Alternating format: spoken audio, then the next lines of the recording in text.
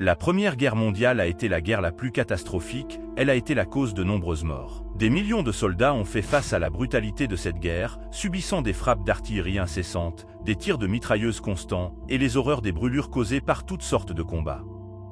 Sur les lignes de front, de nombreux hommes se retrouvaient avec des blessures horribles, mais le grand nombre de personnes blessées a poussé le développement de la chirurgie plastique pour restaurer à la fois la forme et les fonctions motrices de ceux qui étaient affectés, aussi rapidement possible vu le manque de soldats pour aller au front. Pour la première fois de l'histoire, l'homme a essayé de changer son corps, et cela a donné lieu à d'horribles résultats. Mais que s'est-il réellement passé dans les hôpitaux lors de la Première Guerre mondiale et pourquoi ces personnes sont devenues ainsi? Eh bien, c'est ce que nous allons découvrir dans cette vidéo. Restez jusqu'à la fin pour ne rien manquer de cette histoire et n'oubliez pas de nous laisser un pouce bleu et de vous abonner pour notre prochaine découverte. Allez, c'est Mystipar pour le générique.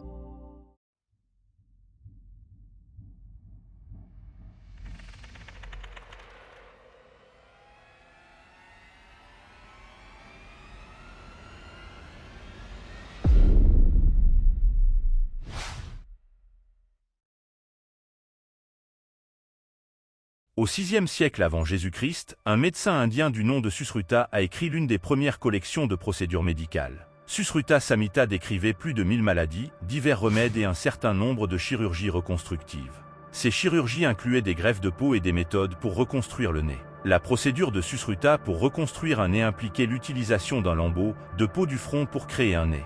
Cette méthode était utilisée pendant un certain temps. Au Moyen Âge, il n'était pas rare que les chevaliers et les nobles intègrent des membres prothétiques dans leur armure pour dissimuler une blessure antérieure. Les avancées dans l'utilisation des prothèses peuvent en grande partie être attribuées à Ambroise Paré, un chirurgien barbier français du XVIe siècle.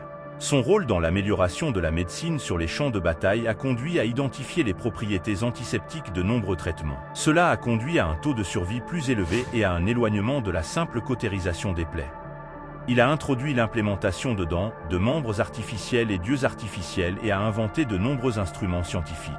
Il a noté que ceux qui recevaient des membres artificiels étaient moins susceptibles de se suicider, préférant cela comme facile à vivre qu'une amputation.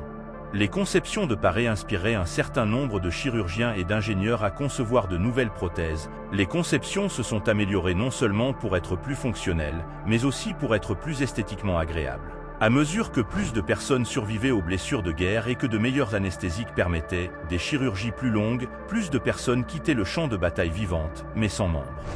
Aucune guerre ne résulterait en autant de blessés que la Première Guerre mondiale. La plupart des blessures causées au combat étaient attribuées à des armes à feu légères et à des coups de baïonnette. Cependant, la Première Guerre mondiale serait le premier conflit majeur entre nations développées utilisant la guerre industrielle. La mobilisation totale de l'homme et de la machine a conduit à une intensité de guerre jamais vue auparavant, des barrages d'artillerie incessants et des tirs de mitrailleuses, aux machines de guerre mortelles, telles que les avions et les chars. Des millions ont été laissés pour morts et des dizaines de millions blessés. Les hôpitaux de campagne et les hôpitaux dans les pays d'origine des soldats étaient remplis de blessés graves, beaucoup sans membres, comme on pouvait s'y attendre en temps de guerre, et des milliers avec de graves blessures au visage. Les débris et les éclats d'obus volant à grande vitesse causaient d'énormes dommages aux têtes et aux visages des soldats. Au début de la guerre, de telles blessures faciales ne pouvaient pas être correctement traitées. Les chirurgiens tentaient de recoudre les plaies, mais cela entraînait souvent une déformation du visage du patient, où des yeux, des nez et des mâchoires étaient perdus. Ces soldats se retrouvaient dans un triste état, incapables de se reconnaître et craignant de rentrer chez eux. Ils comprenaient que la société les rejetterait probablement à cause de leur défiguration, que leurs épouses et leurs enfants auraient du mal à les voir et qu'ils pourraient ne pas être en mesure de trouver un emploi. C'est le chirurgien néo-zélandais Harold Gillies qui a cherché à remédier à cette situation à grande échelle. Ayant été témoin des graves blessures faciales affectant de nombreux soldats, il est rentré en Grande-Bretagne et a pu mettre en place un service spécialisé pour les blessures faciales à l'hôpital militaire de Cambridge. Bientôt, cela se transformerait en un hôpital dédié à de telles blessures, connu sous le nom d'hôpital Queen, situé à Frognal Laos. Gillies a été un pionnier dans l'utilisation de la greffe de peau pour la chirurgie reconstructive à grande échelle. L'une des procédures les plus réussies impliquait de soulever un grand lambeau de peau saine d'une personne, ce qu'on appelait un pédicule. Ce lambeau de peau était situé près de la plaie ou de la zone du visage à reconstruire, tout en restant connecté au site donneur. L'autre extrémité du pédicule était déplacée vers le site de la blessure sans couper la connexion au corps. Peut-être que le patient le plus célèbre de Gillies était Walter, qui a servi sur le HMS Warspite pendant la bataille du Jutland. On ne sait pas exactement comment il a été blessé, mais il a subi de graves brûlures de cordite qui lui ont laissé sans paupières. Walter serait traité par J.I. en utilisant cette nouvelle procédure. Il est considéré comme l'un de ses premiers patients à recevoir ce type de chirurgie. Le processus a pris des mois et nécessité plusieurs chirurgies. Il a impliqué un masque de peau transplanté sur le visage et les yeux de Walter, ce qui a également créé de nouvelles paupières pour recréer le visage endommagé de Walter. Avant d'attacher le masque, J.I. devait retirer le tissu cicatriciel pour permettre la reconstruction du visage de Walter. La procédure n'était pas sans incident, et 5 jours plus tard, Walter a développé une grave infection au point où le masque flottait sur une couche de pus.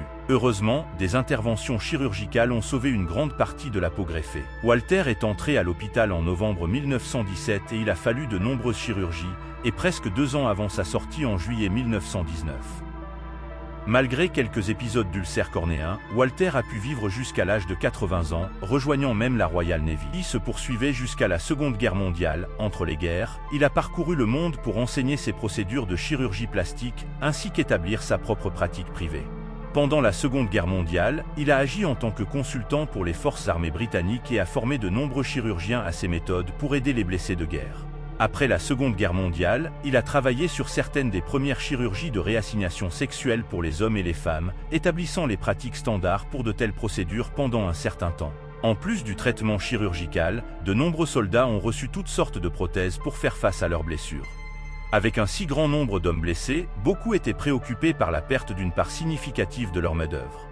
Une autre forme célèbre de prothèse impliquait des masques pour ceux qui avaient subi des blessures faciales. Au Royaume-Uni, c'est un sculpteur nommé Francis Derwentwood qui développerait de tels masques. Servant initialement comme aide-soignant, Wood a d'abord utilisé ses talents artistiques pour créer des attelles sophistiqués pour les Perses. Cependant, il s'est vite rendu compte que ses compétences seraient plus utiles pour ceux qui avaient subi de graves blessures visuelles. En mars 1916, il a créé sa propre unité pour fabriquer des masques, généralement en étain ou en cuivre. Chaque masque était créé à partir d'un moulage en plâtre du visage du patient. Wood prenait ces moulages et déterminait comment reconstruire au mieux le visage du patient, en reconstruisant les zones perdues. Une fois le métal travaillé et la restauration terminée, Wood peignait un portrait unique sur le masque, assortissant le ton de peau du patient pour créer une transition en douceur. L'œuvre de Wood a inspiré d'autres artistes à prêter leur talent à des entreprises similaires. La sculptrice américaine, Anna Coleman Ladd, a contacté Wood et ensemble, ils ont affiné et amélioré le processus. Selon les témoignages, les masques de Ladd étaient plus réalistes. Ladd s'est rendu à Paris et a mis en place sa propre production de masques, incluant souvent des cheveux humains pour recréer des sourcils ou des moustaches. Ces masques étaient souvent fixés au visage de la personne à travers des lunettes. Ladd aurait fabriqué environ 180 de ces masques, bien que le nombre fabriqué par Wood soit inconnu. Bien que tous les 20 000 hommes qui ont subi des blessures faciales n'aient pas reçu de masque, ceux qui en ont eu un se sont vus offrir une opportunité de mieux se réintégrer dans la société et de reconstruire leur sens de soi brisé. Cependant, pour beaucoup de ceux qui ont quitté les horreurs de la Première Guerre mondiale physiquement altérés, ils étaient perçus comme différents, comme inférieurs. Beaucoup de ces hommes ont eu du mal à trouver un emploi, se retrouvant souvent dans des métiers éloignés du regard public. J.I. a joué un rôle dans la réorientation professionnelle de certains de ses patients pour trouver un travail plus significatif après la guerre, mais beaucoup ont eu du mal à se reconnecter avec leur famille et leurs proches. Certains n'ont même jamais quitté l'hôpital, conscients de la manière dont ils seraient traités dans le monde extérieur. De même, il est courant que ceux qui sont affectés aient du mal à se réintégrer dans la vie civile, que ce soit à cause des blessures psychologiques ou physiques qu'ils ont subies. Le travail accompli par les médecins, les ingénieurs et les artistes pour aider à reconstruire le corps de ces hommes a sans doute aidé, mais très souvent, ces soldats revenaient dans un monde qui ne les accueillait pas. Même de nos jours, les personnes présentant des défigurations faciales sont souvent perçues comme des méchants. Cela a dû être suffisamment difficile de perdre une partie de soi dans les horreurs de la guerre, mais être rejeté et considéré comme inférieur à leur retour n'a fait qu'aggraver le traumatisme. Il est essentiel de comprendre comment les chirurgies plastiques et restauratrices modernes se sont développées. Les hommes qui ont entrepris et effectué ces chirurgies méritent notre respect, et non notre dégoût, car ils ont lutté comme des hommes qui espéraient retrouver ce qui leur avait été pris, et les personnes qui ont fait tout leur possible pour offrir à ces hommes ce qu'ils méritaient au moins. Nous arrivons à la fin de cette vidéo, dites-nous dans les commentaires ce que vous pensez des atrocités de la Première Guerre mondiale, et n'oubliez pas de vous abonner dès maintenant, activer la cloche de notification et laisser un pouce bleu pour nous soutenir. À très bientôt pour de nouvelles vidéos.